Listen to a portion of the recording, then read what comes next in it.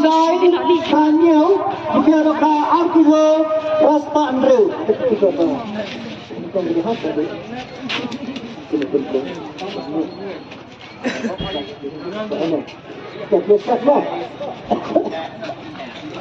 Arkilo Raspa Andrew kebiang.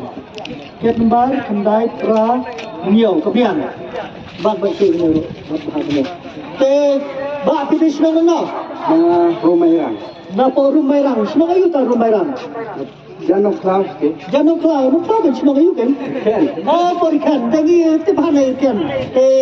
Bak ada porikan layo ya kena kepres ke Bengkong. Isno kalau kita nomor tiba ada ke yang lain ada ke bakut di bakti. Ini juga bisa di syakik nak sakit jatuh. Isno no.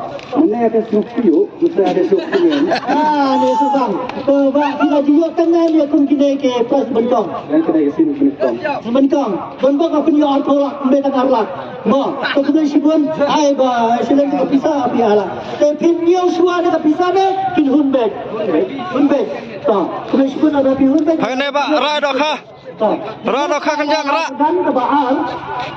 Dah rak bercendur bahang. Iway arsau, jika ada kaan kilo paspa. Iway arsau, jika kebal. Siapa nak? Atas bagian. Sebab pisang halo. Nabi betul. Tidak nak apa lagi. Tema bila terus terus bila kam ayu kam nak kamet. Kalau terus mentah bila lekoi. Ada bos mana? Bos nama. Ada bos nama. Ada. Tapi juga kan yang keran Bengkong lani kilap. Juga tentang. Kemudian sibun mai ni jika khususnya nak betah jompi, telisuk penyau ni, pin hunbek yang bisa bagi lasang. Hunbek. Kemudian sibun mak. Kemudian mana tu jumpa kami sendiri ada dia sampul silak mo, sipolak mo. Dengan ya kedan kebal. Kenapa belum dah? Balai. Dewan kita bagi way tahun real.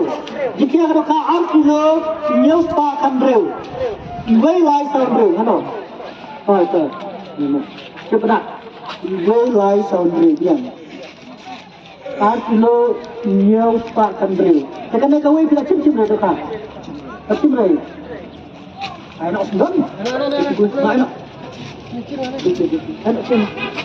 Dibuat yang ano berapa? Cepat.